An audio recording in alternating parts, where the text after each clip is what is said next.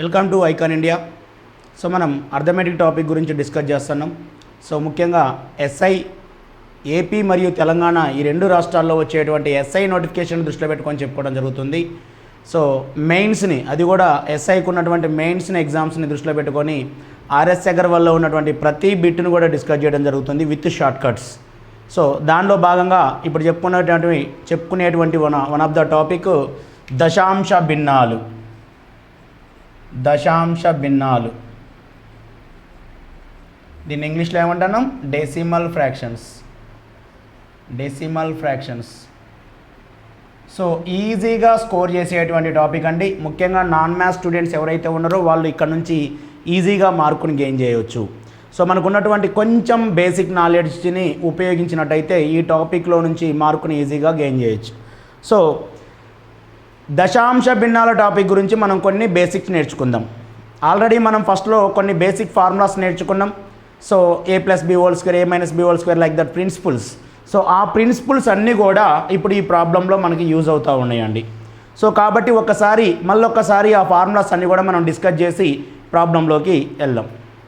అంతకంటే ముందు అసలు దశాంశ భిన్నము అంటే ఏంటి? What is the definition of decimal fraction? దశాంశ భిన్నము అనగా డెఫినేషన్ ఏంటి అనేది చూస్తే, ఏదైనా భిన్నము యొక్క ఆహారాన్ని 10 యొక్క ఘాతంగా రాయగలిగితే దాన్ని దశాంశ భిన్నము అంటున్నాం. ఏంటంటే డెఫినేషన్ వన్స్ అగైన్ మళ్ళీ ఒకసారి రాయండి. ఏదైనా భిన్నము యొక్క ఆహారాన్ని అంటే డినామినేటర్ని 10 యొక్క ఘాతంగా రాయగలిగితే 10 పవర్గా రాయగలిగితే దానిని దశాంశ భిన్నము అని అంటున్నాం. This is the definition. For example, దశాంశ భిన్నానికి ఎగ్జాంపుల్ చూసినట్టయితే 3/10 అని ఒక భిన్నం తీసుకున్నా, 27/100 అని మరొక భిన్నం తీసుకున్నా, 39/100 అని మరొక భిన్నాన్ని తీసుకున్నా, సో 347/10,000 మరొక భిన్నాన్ని తీసుకున్నా. ఇవన్నీ కూడా దశాంశ భిన్నాలకి ఎగ్జాంపుల్ అని చెప్పుకోవచ్చు. సో ఇక్కడ 3/10⁻1 అని రాయటం వల్ల నీకు ఏమైనా ప్రాబ్లం ఉందా? So 10⁻1 is nothing but 10. So ఇక్కడ చూడండి 27^10² అని రాయొచ్చు కదా 100ని. సో దీన్ని చూడండి 39×10³ అని రాయొచ్చు కదా. దీన్ని 347×10⁴ అని రాయొచ్చు కదా. సో ఇది దీని యొక్క డెఫినేషన్. ఏదైనా ఒక భిన్నం తీసుకొని ఆ భిన్నం యొక్క హారాన్ని 10 యొక్క ఘాతంగా రాయగలిగితే దానిని దశాంశ భిన్నము అని అంటాము.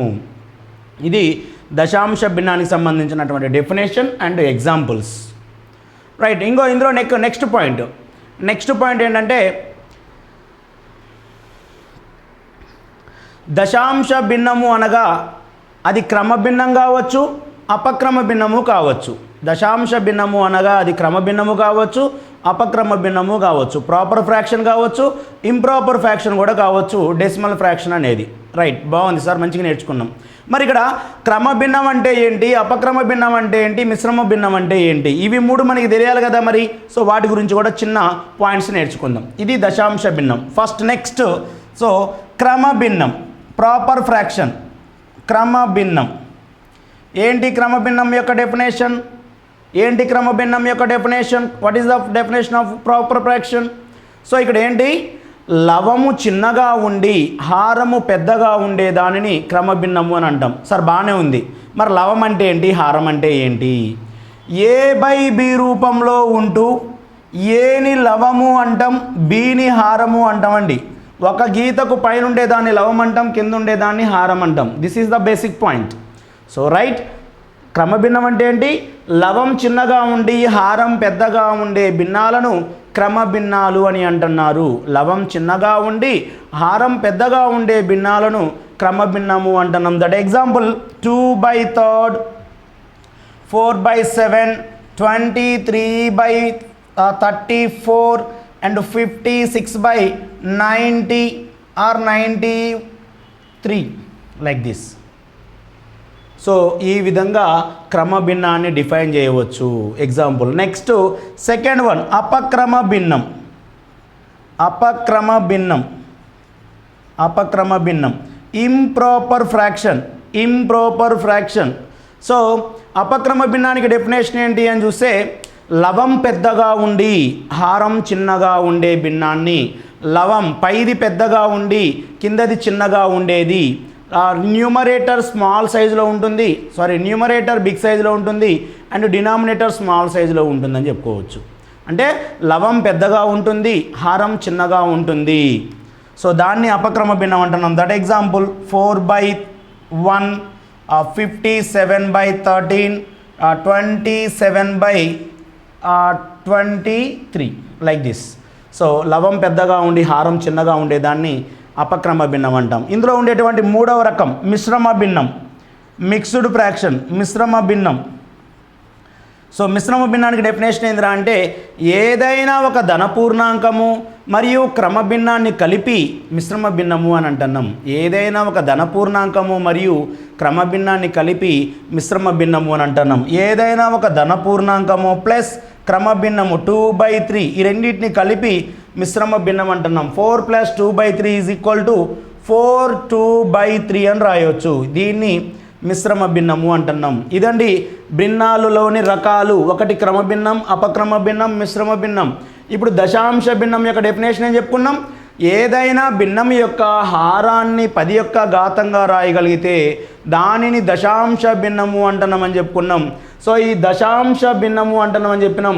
ఈ దశాంశ భిన్నము అనేది క్రమభిన్నము కావచ్చు, అపక్రమ భిన్నము కావచ్చు అని చెప్పుకుంటున్నాం. కాబట్టి ఆ మూడు రకాల భిన్నాలను కూడా మనం ఎక్స్ప్లెయిన్ చేసుకోవడం జరిగింది. ఇవి భిన్నాలు అంటే రైట్. దశాంశ భిన్నానికి డెఫినేషన్ అయిపోయింది. సో ఇప్పుడు ఈ దశాంశ భిన్నాల్లో మనం నేర్చుకోవాల్సింది ఏంటంటే భిన్నాల సంకలనం, భిన్నాల వ్యవకలనం, భిన్నాల భాగాహారం, భిన్నాల గుణకారం. అర్థమైందా అండి?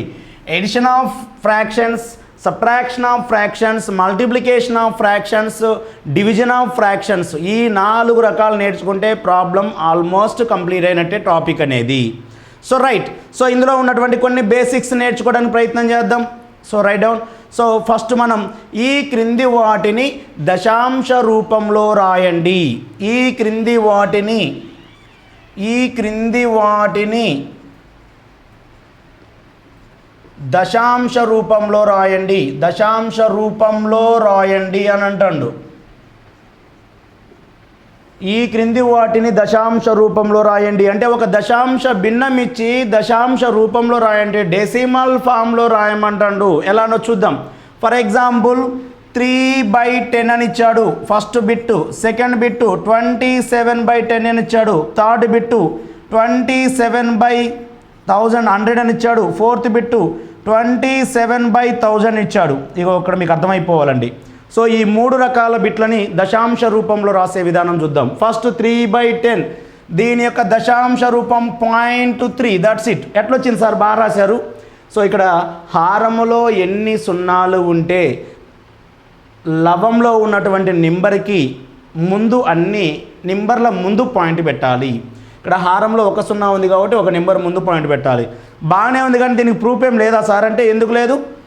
3/10 అర్థం ఏంటి? 3ని 10 చేత భాగించాలి, లవాన్ని హారము చేత భాగించాలి. సో 3ని 10 చేత భాగిస్తాం. మరి 3ని 10 భాగిస్తుందా అండి? భాగించదు. కాబట్టి భాగించలేని పక్షంలో ఏం చెప్పుకుంటున్నాం? పాయింట్ తీసుకుంటున్నాం. ఇక్కడ పాయింట్ తీసుకుంటే ఏం చేస్తున్నాం? ఇక్కడ పాయింట్ తీసుకుంటే ఇక్కడ ఒక సున్నాని యాడ్ చేసుకోవచ్చు అనమాట. దేర్ఫోర్ 10 మూల 30 శేషం రిమైండర్ 0 అయింది. కాబట్టి 3/10 అంటే ఏం రాసినాం? 0.3. ఇక్కడ వచ్చినటువంటి భాగాఫలమే దశాంశ రూపము అని అంటున్నాం. ఇదండి. సో దీని యొక్క ప్రూఫ్ అంటే ఇదంతా జనరల్గా చేసేటువంటి ప్రాసెస్, లేదు రెగ్యులర్ మనం చూసేటువంటి షార్ట్కట్ ప్రాసెస్ ఇదనమాట. ఇప్పుడు ఇక్కడ చూడండి 0.27. ఇక్కడ హారంలో 1 సున్నా ఉంది కాబట్టి ఒక నెంబర్ ముందు పాయింట్ పెట్టాలి, కుడివైపు నుంచి ఎడం వైపుకి. దేర్ఫోర్ 2.7, 7కి ముందు పాయింట్. నెక్స్ట్ ఇక్కడ చూడు 100 అని ఉందండి హారంలో, కాబట్టి ఇప్పుడు 2 నెంబర్ల ముందు పాయింట్ పెట్టాలి. 0 ఏమని రాయొచ్చు? 27. ఇక్కడ డినామినేటర్లో 2 zeros ఉన్నాయి కాబట్టి 2 నెంబర్స్ ముందు పాయింట్ తీసుకున్నాం. ఇప్పుడు ఇక్కడ చూడండి డినామినేటర్లో 3 zeros, హారములో 3 zeros ఉన్నాయి కాబట్టి 3 నెంబర్స్ ముందు పాయింట్ తీసుకోవాలి. దట్ ఈస్ 27 ఇక్కడ రెండే నెంబర్లు ఉన్నాయి. మరి థర్డ్ నెంబర్ కోసం ఏం చేస్తున్నాం అంటే ఆ ప్లేస్లో 0 తీసుకోవాలి అండి. థర్డ్ నెంబర్ లేదు కాబట్టి 0 తీసుకోవాలి. 0.0 this is the answer. 0.027. Sir ఇది నాకు అర్థం కాలేదు సార్ ఎలా అంటే ఒకసారి దాని యొక్క ప్రూఫ్ చూడండి. ప్రొసీజరు 27ని 1000 చే డివిజిబుల్ చేస్తున్నామండి. 27ని 1000 చే డివిజిబుల్ చేస్తున్నామండి. మరి 27ని 1000 డివిజిబుల్ చేస్తుందా? చేయదు. కాబట్టి ఏం చేస్తాం? ఒక పాయింట్ పెట్టుకుంటున్నాం. అప్పుడు పాయింట్ పెడితే ఇక్కడ ఏం చేస్తున్నాం? ఒక జీరోని ఉంచవచ్చు. ఒక జీరోని ఉంచవచ్చు. మరి అయినా భాగిస్తుందా? ఇప్పుడు 270 అయింది. మరి 270ని 1000 భాగిస్తుందా? భాగించదు. కాబట్టి ఇంకొక జీరోని ఇష్టం వచ్చినట్టు పెడతావా అండి? సో పాసిబుల్ కాదు. అప్పుడు ఇక్కడ 0 పెడితేనే ఇక్కడ 0 పెట్టుకోవడానికి నీకు అర్హత వస్తుంది. రైట్. ఇప్పుడు 2700 1000 భాగిస్తుందా? 2 సార్లు భాగిస్తుంది. 2000. శేషం ఎంత? 700. ఇప్పుడు ఒక పాయింట్ పెట్టిన తర్వాత ఎన్నిసార్లు అయినా ఇక సున్నాలు పెట్టుకుంటూ పోవచ్చు కిందికి. సో ఇప్పుడు 700 ఎన్నిసార్లు భాగిస్తుంది? 7 సార్లు. 7000. శేషం 0. దేర్ ఫోర్ ఇక్కడ వచ్చినటువంటి భాగాఫలమే ఆన్సర్. భాగాఫలం ఏముంది? 0.027. ఇదండి దీని యొక్క ఇంపార్టెన్స్. ప్రతిసారి నేను ఇలానే చేస్తా అంటే కష్టం అండి. తెలియకపోతే నేర్చుకో, తెలిసిన తర్వాత ఈ విధంగా ముందుకెళ్ళటమే. సో ఇది దశాంశ భిన్నాలకు సంబంధించినటువంటి కొన్ని బేసిక్ విషయాలు. సో మనం కంప్లీట్గా టాపిక్లోకి పోయిన తర్వాత చూద్దాం. ఇంకొన్ని మోడల్ చూడండి ఇందులోనే. So 3/4/10. 5th problem. 6th problem. 106/100. 7th problem. 101 21/1000. So 8th problem. So 27 1/1000 like. So వీటిని దశాంశ రూపంలో రాయండి. ఇక్కడ ఏంటి? మిక్స్డ్ ఫ్రాక్షన్స్ ఇచ్చాడండి. మిశ్రమ భిన్నాలు ఇచ్చాడు. దశాంశ మిశ్రమ భిన్నాలు ఇచ్చాడు. దీన్ని దశాంశ రూపంలోకి కన్వర్ట్ చేయాలి. రైట్, చూద్దాం. మరి కన్వర్ట్ చేసే విధానం చూసినట్టయితే ఇక్కడ మనం పూర్ణాంకం అనేది ఫస్ట్ ఇప్పుడు దీన్ని క్లోజ్ చేయి, భిన్నాన్ని క్లోజ్ చేస్తే ఇక్కడ ఏం నెంబర్ కనపడుతుంది? 3 అనే నెంబర్ కనపడుతుంది. ఆ నెంబర్ని యాస్టీజ్గా రాయి 3. దీన్ని పూర్ణాంకం అంటామండి. భిన్నానికి ముందుండేదాన్ని పూర్ణాంకం అంటున్నాం. Integer, positive integer. దీన్ని ప్రాపర్ ఫ్రాక్షన్ అంటున్నాం. Right, clear. ఈ రెండింటిని కలిపే మిశ్రమ భిన్నం అంటున్నాం. ఇప్పుడు పూర్ణాంకాన్ని పూర్ణాంకంగానే రాయి. ఇప్పుడు 4/10ని దశాంశ రూపంలో రాస్తే ఏమని రాస్తావు? 0.4 అని రాస్తావు కదా. So that is the answer. మరి ఇక్కడ చూడు. సో 106 పూర్ణాంకాన్ని పూర్ణాంకంగానే రాయి. ఇప్పుడు దీన్ని రాయి దశాంశ రూపంలో. ఏమని రాయొచ్చు? ఇక్కడ 2 సున్నాలు ఉన్నాయి కాబట్టి 2 నెంబర్ల ముందు పాయింట్ రాస్తున్నాం. ఎస్సా. సో మరి ఇక్కడ అంతకంటే ముందు మనం చూసినట్టయితే ఇది దశాంశ భిన్నమా, ఇది క్రమభిన్నమా అండి? క్రమభిన్నం కాదు. ఇదేంటిది? అపక్రమ భిన్నం. దీన్ని మనం ఏం చేయాలి? క్రమభిన్నంగా కన్వర్ట్ చేసుకోవాలి. క్రమభిన్నంగా కన్వర్ట్ చేసుకోవడం అంటే 106ని 100 తోటి డివిజిబుల్ చేసినట్టయితే 106 డివిజిబుల్ చేసి ఏమవుతుంది? 5 సార్లు పోతుంది. 6 100 1 100 అండ్ 6/100 లైక్ దిస్. సో కాబట్టి ఈ 1ని దీన్ని కలిపినట్టయితే ఏమని రాయొచ్చు? 107 6/100 అని రాయొచ్చు అండి. 107 6/100. ఈ పూర్ణాంకాన్ని పూర్ణాంకానికి యాడ్ చేయటమే. పూర్ణాంకానికి యాడ్ చేయటమే. సో దేర్ ఫోర్ ఇప్పుడు దశాంశ రూపంలో రాస్తే 107.06 అని చెప్పొచ్చు. 107.06 లేదు. దీన్ని ఇలా కూడా చేయొచ్చండి. సో 106 ప్లస్ 106/100ని పాయింట్లలో రాస్తే ఏమవుతుంది? 1.06 అవుతుంది. ఈ రెండింటిని యాడ్ చేయి 107.06 అని కూడా ఆన్సర్ అని చెప్పుకోవచ్చు. What ever choice yours. So clear. So next ఇప్పుడు చూడండి ఇక్కడ 101.21/1000. 21/1000ని దశాంశ రూపంలో రాస్తే ఇక్కడ 3 సున్నాలు ఉన్నాయి కాబట్టి 3 నెంబర్ల ముందు పాయింట్ ఉంచాలి. That is called 0.21. This is the answer. So next చూడండి 27 పాయింట్. సో దీన్ని దశాంశ రూపంలో రాస్తే 1/1000ని 0.001. This is the answer. ఇవ్వండి దశాంశ భిన్నాలు ఇచ్చినప్పుడు దశాంశ రూపంలోకి మార్చేటువంటి విధానం. దశాంశ రూపంలో ఇచ్చినప్పుడు దశాంశ భిన్నాలకి మార్చేటటువంటి విధానం కూడా మనం టాపిక్లోకి పోయిన తర్వాత చూడటం జరుగుతుంది. ఇవి ఇందులో ఉన్నటువంటి very basics. Right, clear? So ఇంతకంటే ఎక్కువ నువ్వు ఈ సబ్జెక్ట్లో బేసిక్గా నేర్చుకోవాల్సిన అవసరం లేదు.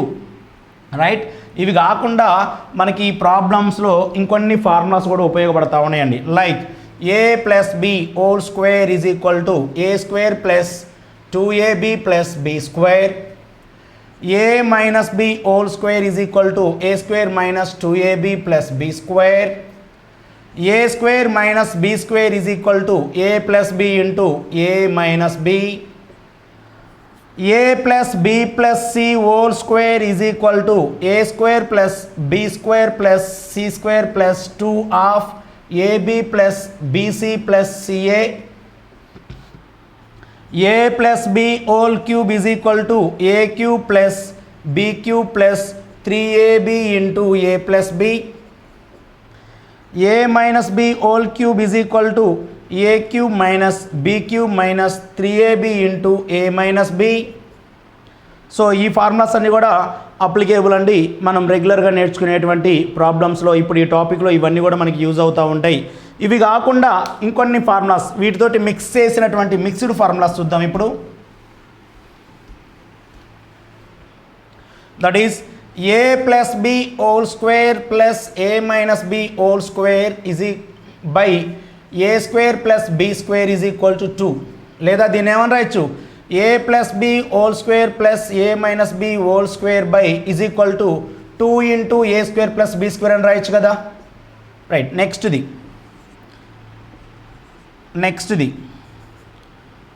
ఏ plus b whole square minus a minus b whole square by a b is equal to 4. లేదా దీన్ని ఏమని రాయొచ్చు, ఏ plus b whole square minus a minus b whole square is equal to 4ab అని రాయొచ్చు కదా. రాయొచ్చు. These are the formulas. ఇవి కూడా మనకి డెసిమల్ ఫ్రాక్షన్స్ అనే టాపిక్లో మనం యూజ్ చేయడం జరుగుతుంది. అండ్ సింప్లిఫికేషన్ టాపిక్లో కూడా ఇదే ఫార్ములాస్ని మళ్ళీ యూజ్ చేయడం జరుగుతుంది. మళ్ళీ చెప్పుకోవడం జరగదండి, ఈ టాపిక్ వరకు మనం చెప్పుకుందాం ఇక్కడ. రైట్, ఇవి కాకుండా ఇంకొన్ని ఫార్ములాస్ చూసినట్టయితే A cube plus B cube by A square minus AB plus B square is equal to that is A plus B. So దీని నుంచి ఏం రాయొచ్చండి, A cube plus B cube is equal to ఏమని రాయొచ్చు, ఏ plus B into ఏ square minus AB plus B square అని రాయొచ్చు కదా. రాయొచ్చు. So next A cube minus B cube by A square plus AB plus B square is equal to A minus B అని apply చేయొచ్చు. లేదా దీన్నే A cube minus B cube is equal to ఏమని చెప్పొచ్చు, A minus B into A square plus AB plus B square అని కూడా apply చేయొచ్చు కదా. సో లైక్ దిస్ ప్రిన్సిపుల్స్ ఇవి కూడా మనకి హిడెన్గా ప్రాబ్లంలో ఉపయోగపడతా ఉంటాయి. నువ్వు చెక్ చేయాలి, వీటన్నిటిని నువ్వు గుర్తించినప్పుడు ఆన్సర్ చేయటం అనేది చాలా ఈజీ అవుతుంది. సో ఇంకా ఏమైనా ఫార్ములాస్ అవసరం ఉంటే మనం ప్రాబ్లమ్స్ డిస్కస్ చేసేటప్పుడు వీటి గురించి మాట్లాడుకుందాం. క్లియర్? సో ఇప్పుడు మనం ఆర్ఎస్ అగర్వాల్ బుక్లో ఉన్నటువంటి ప్రతి ప్రాబ్లమ్ని మనం డిస్కస్ చేయడానికి ముందుకెళ్దాం.